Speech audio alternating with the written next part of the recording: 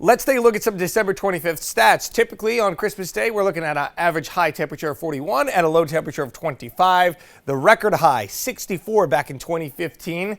We're closer to that today than we are the record low, certainly. How about this? 10 degrees below back in 1980.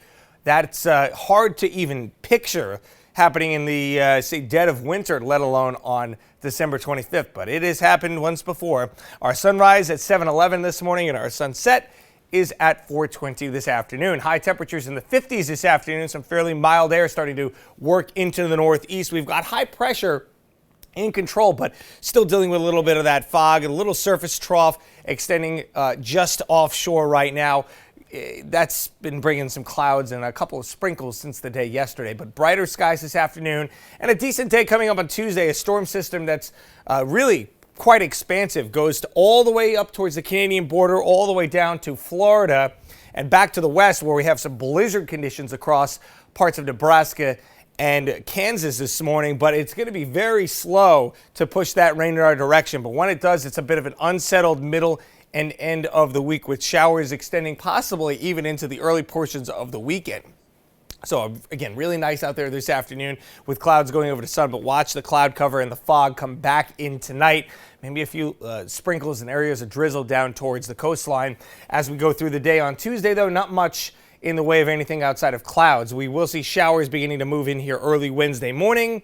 Not really anything heavy, but we watch for one little area of perhaps some brief downpours as we head towards, say, midnight on Thursday. That timing may change a little bit, but it's not going to really yield all that much rain when you run the numbers here all the way through Friday. Maybe a half an inch, slightly more across the area. This is nothing like those last two storms that came through, so we're not looking at any widespread flooding.